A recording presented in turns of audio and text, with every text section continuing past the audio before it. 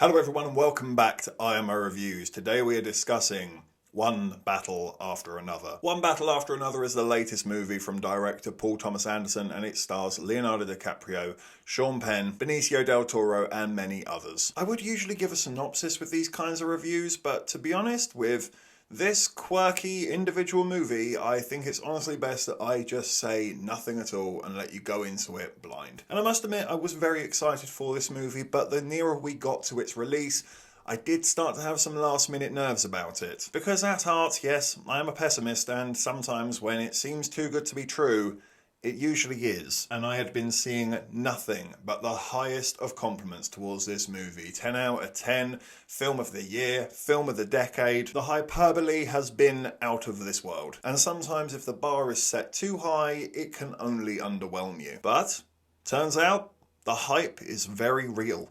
One Battle After Another is a really great film. I really enjoyed this movie from start to finish, and I thought it was masterfully handled by Paul Thomas Anderson, because there's an awful lot of plates spinning here, and yet he manages to balance it all very well. I thought the performances all round were fantastic. Leonardo DiCaprio really shined here. It was so good to see him doing something far more comedic and laid back than some of his more recent roles, and he was genuinely funny. He made me laugh on several occasions, and it was a very nicely varied type of comedy. It wasn't just reliant on pratfalls. He had some really good witty one-liners, but so was Sean Penn. I thought his performance was really something here as well. Everyone is bringing their A game, and it shows. The filmmaking on display here is just wonderful. There's a real nice beat to the cinematography where it feels like it's moving at such a nice pace, with a soundtrack that adds a impatient urgency to it all, which is so nicely done. And it's all delivered with a real sense of absurdity that will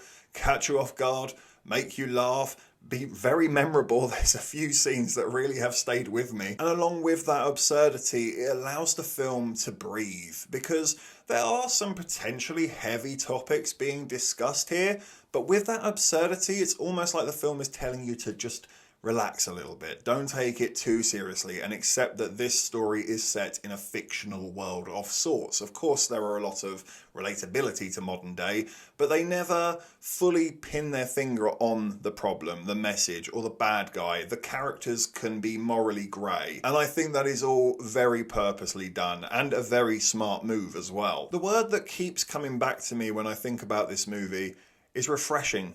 I just found this to be a real breath of fresh air in cinema. We haven't had the best year, to be honest, with cinema. A lot of films have felt very churned out. Just, get it done, follow the generic plot beats, all the same old crap that you've seen before in other movies. It's just got a new title now. And then came One Battle After Another, and it just did its own damn thing, with a real pride and confidence and sense of humour, with fantastic performances. It's so memorable. I really want to add this to my collection the second that it comes out. I'd gladly see it again. I'd gladly recommend it to you.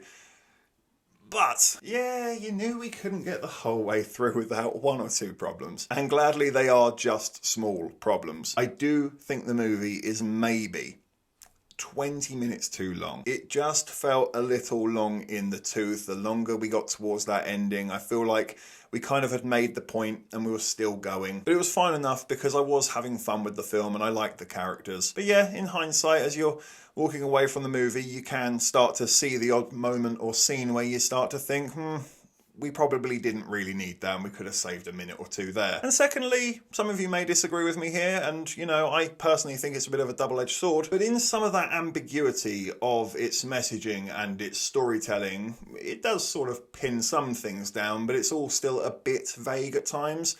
Yeah, that ambiguity can feel a bit half-hearted, I suppose, is the word I'm looking for. Feels like sometimes the movie has something it really wants to get off its chest, and it instead just sort of pussyfoots around it, rather than just, put it out there. And I think it's because it doesn't want to piss people off, and it ultimately is a movie, and it doesn't want to alienate its audience. It wants to bring them in and maybe trust their intelligence to see that societal angle that can be applied to it potentially. Which is why on one hand I really praise it for doing that. I think that is the smart approach, but it isn't the ballsy one. But again, it's not the end of the world. I really can't stress how much fun I had with this movie.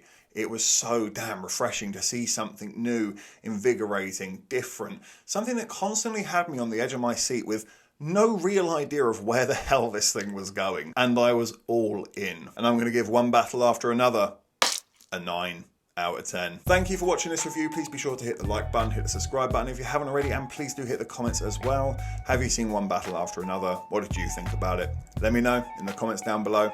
And of course, if you haven't had enough of this crazy ginger, you can always click on these suggested videos right here and get yourself lost in an IMO wormhole. But if not, take care and look forward to seeing you on the next review.